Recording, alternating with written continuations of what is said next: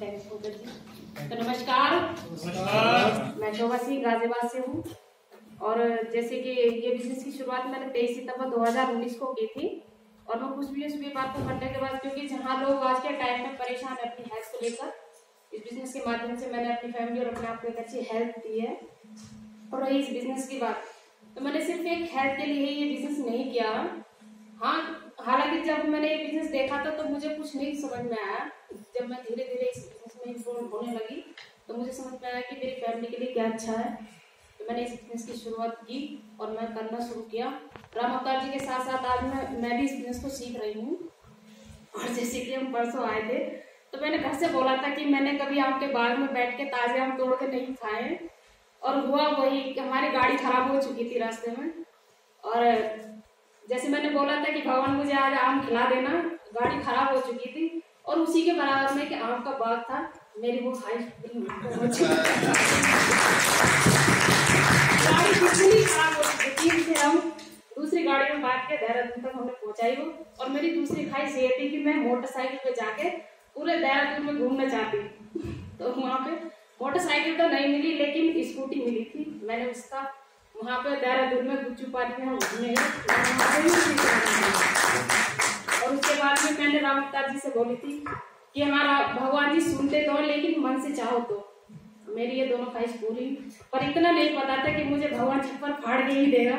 क्योंकि स्कूटी पे जब हम आए थे मसूरी के लिए 9 बजे हम देहरादून से निकले थे, क्योंकि गाड़ी हमारी कल शाम के टाइम मैकेनिक जो थे उन्होंने बोल दी थी कि आपकी गाड़ी अगले दिन शाम को मिलेगी।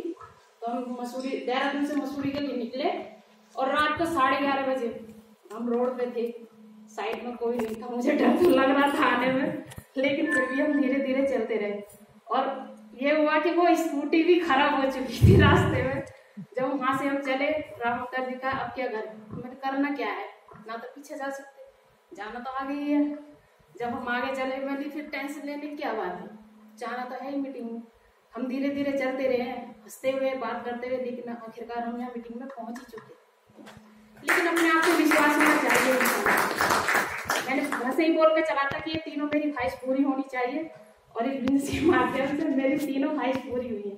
लेकिन मैंने सुबह बोला था कि भगवान से मैंने जो भी मांगा वे पूरी हो चुकी है, लेकिन ये पता नहीं था कि छप्पर फाड़ भी देगा भगवान यहाँ पे, क्योंकि स्कूटी से मुझे देहरादून से यहाँ तक आना पड़ा। लेकिन ऐसा नहीं है कि मैं कोई डिस्टर्ब हुई हूँ, हम दोनों हंसी खुशी यहाँ पर आए हैं और बिजनेस की मुझे कोई शिकायत नहीं है। क्योंकि जो जिंदगी में चाहती हूँ आज मैं यहाँ पर जी रही हूँ। चाहे आप पूछ लीजिए, कोई भी लेडीज से पूछ लीजिए, अगर रात को 12:30 बजे के आसपास कोई भी हस्बैंड अपनी पत्नी को लेके जाएगा, स्कूटी खराब हो, वो कुछ बोले ही नहीं बोलेगी। लेकिन मैंने ऐसा कुछ नहीं किया था, क्योंकि मुझे पता है जो सपने मेरे राम अवतार जी उन्हें पूरे करने के लिए निकले हुए हैं। फैमिली मेरी है, क्योंकि राम अवतार जी ने ठान चुके हैं कि मुझे मेरी फैमिली के और मेरे सपने पूरे करने हैं। तो इसलिए मैं चाहूंगी कि हर एक पत्नी जो अपने पति का साथ दे। आखिरकार जैसे बोलते हैं कि एक पत्नी का, जैसे पंकज जी ने बोला है कि एक सफल व्यक्ति के पीछे एक औरत का हाथ होता है।